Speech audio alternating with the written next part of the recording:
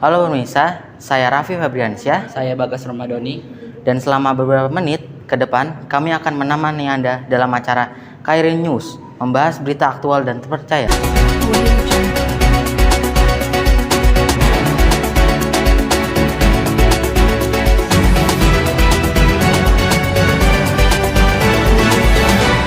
Berita terkini mengenai game berjudul Hogwarts Legacy yang baru-baru ini rilis. Perkembangan game di era ini sudah sangat berkembang pesat.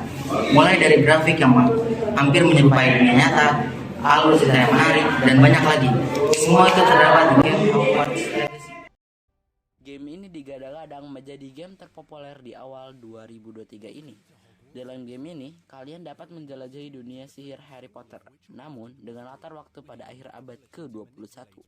Lebih tepatnya, game Hogwarts Legacy berlatar waktu tahun 1800-an di sekolah sihir Hogwarts. Itu berarti latar waktu dalam game ini jauh sebelum Harry Potter atau Newt Scamander beraksi di novel dan filmnya. Cerita Harry Potter menggunakan latar waktu pada tahun 1991. Sedangkan cerita Newt Scamander dalam film Fantastic Beasts menggunakan latar waktu pada tahun 1926. Jadi, kalian tidak akan bertemu kedua karakter tersebut di dalam game ini. Saat ini kami berhubungan dengan rekan kami Rendra yang berada di salah satu gaming house untuk menanyakan pendapat para gamers mengenai game ini. Oke, terima kasih kepada Bagas dan juga Raffi. Nah, di sini saya akan menanyakan secara langsung kepada para gamers bagaimana tentang perkembangan game di zaman ini dan juga bagaimana tentang pendapat mereka untuk game Hogwarts Legacy ini. Oke, di sini saya sedang bersama dengan Gilang dengan nama game Kalra. Oke, bagaimana tentang pendapat Anda dengan game di zaman ini? Menurut saya sih perkembangan game di zaman ini itu sudah sangat berkembang pesat. Game-game sekarang sudah memiliki grafik yang bagus. Terus juga grafiknya itu menyerupai dunia asli karena udah menggunakan versi Unreal Engine yang terbaru. Nah, terus alurnya itu juga menarik, nggak kayak game-game zaman dulu. Udah sih segitu aja. Kalau menurut saya sih perkembangan game dari zaman ke zaman sih drastis banget ya, dari segi grafik sama dari segi map. Kalau dulunya tuh kita cuma bisa ke 1 atau 3 tempat yang bisa kita kunjungi di sebuah game. Sekarang dengan adanya fitur open world, kita bisa lebih luasa untuk mengunjungi di map game tersebut. Itu aja.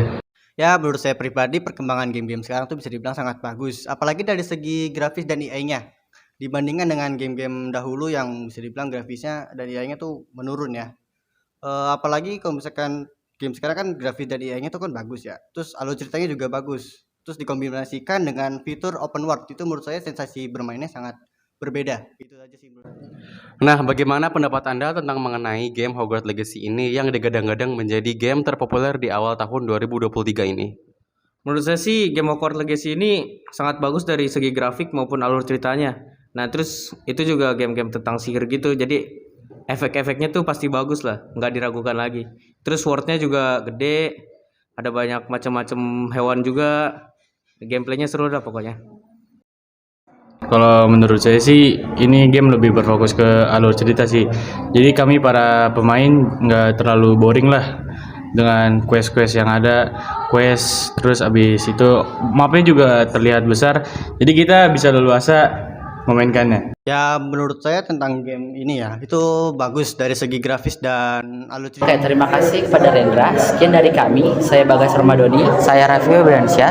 Kami pamit mengundurkan diri.